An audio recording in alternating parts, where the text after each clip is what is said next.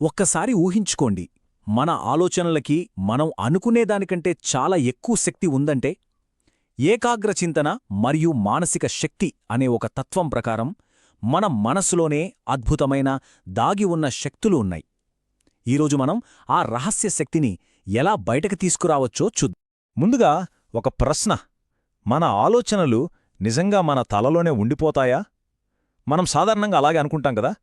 కాని ఒకవేళ అది నిజం కాకపోతే? ఈ ప్రశ్నతోనే మన ఈ అన్వేషణ మొదలవుతుంది. అంటే ఆలోచించండి, ఎలాంటి భౌతిక సాధనాలు, ఫోన్లు, ఉత్తరాలు లేకుండానే మన ఆలోచనలు వేరేవాళ్లకి చేరగలుగుతాయట. ఇదే ఆలోచనా ప్రసారమనే ఒక అద్భుతమైన కాన్సెప్ట్. అంటే కేవలం ఆలోచనలతోనే కమ్యూనికేట్ చేయగలమా? సరే, మరి మనసును దాటి ప్రయాణించే ఈ ఆలోచనల గురించి కాస్త లోతుగా చూద్దాం. ఇది నిజంగా సాధ్యమేనా? ఒక వ్యక్తి నుంచి ఇంకో వ్యక్తికి ఆలోచనలు వెళ్ళగలవా? దీన్నర్థం చేసుకోవడానికి ఒక చిన్న అనుభవం చూద్దాం. ఈ పుస్తక రచయిత చాలా కాలంగా కలవని తన స్నేహితుడు గురించి బలంగా ఆలోచిస్తున్నప్పుడు, సరిగ్గా అదే సమయంలో ఎక్కడో వేరే ఊర్లో ఉన్న ఆ స్నేహితుడు కూడా ఈయన గురించే ఆలోచించడం మొదలుపెట్టాడట. ఇది కేవలం యాదృచ్ఛికమా, లేక దీని వెనుక ఇంకేమైనా ఉందా? మరి ఇలాంటి అనుభవాల వెనుక ఉన్న అసలు సీక్రెటేంటి? సమాధానం ఒక్కటే: ఏకాగ్రత. మనస్సును ఒకే విషయం మీద పెట్టినప్పుడు మన మానసిక శక్తి ఎలా పెరుగుతుందో ఇప్పుడు చూద్దాం.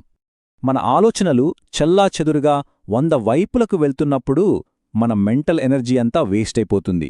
కాని అదే ఆలోచనలన్నింటినీ ఒక లేజర్ కిరణంలా ఒకే విషయంపై ఫోకస్ చేసినప్పుడు దాని శక్తి అపారంగా పెరుగుతుందన్నమాట. ఈ పోలిక చూడండి, ఎంత అద్భుతంగా ఉందో. మామూలుగా ఎండ మనమీద పడితే ఏమవ్వదు, కాస్త వెచ్చగా ఉంటుందంతే. కాని అదే సూర్యకిరణాలను ఒక భూతద్దంతో ఒక కాగితం మీద ఫోకస్ చేస్తే నిప్పు అంటుకుంటుంది. చూసారా? చెల్లాచెదురుగా ఉన్న ఆలోచనలకి, ఏకాగ్రతతో ఉన్న ఆలోచనకి మధ్య ఉన్న తేడా ఇంత పవర్ఫుల్ అన్నమాట. ఇంకో ఉదాహరణ కూడా ఉంది. గాలిలో కలిసిపోయే నీటి ఆవిరికి పెద్దగా బలం ఉండదు. కాని అదే ఆవిరిని ఒక ఇంజన్లో బంధించి ఒకేవైపు పంపిస్తే అది ఏకంగా ఒక భారీ రైలునే కదిలించగలదు.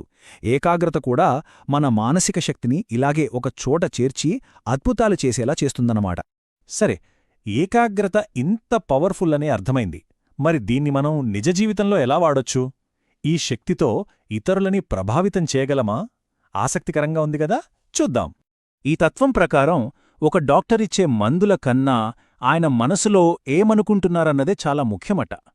అంటే కేవలం డబ్బు కోసమే ట్రీట్మెంట్ చేసే డాక్టర్ కన్నా పేషెంట్ నిజంగా బాగుపడాలి అని మనస్ఫూర్తిగా కోరుకునే డాక్టర్ ఆలోచనలు దూరం నుంచే ఆ పేషెంట్ని బాగుచేయగలవని ఈ పుస్తకం చెబుతోంది. మరి ఈ ప్రాసెస్ ఎలా పనిచేస్తుంది? దీనికి ఒక 4 స్టెప్స్ ఉన్నాయి.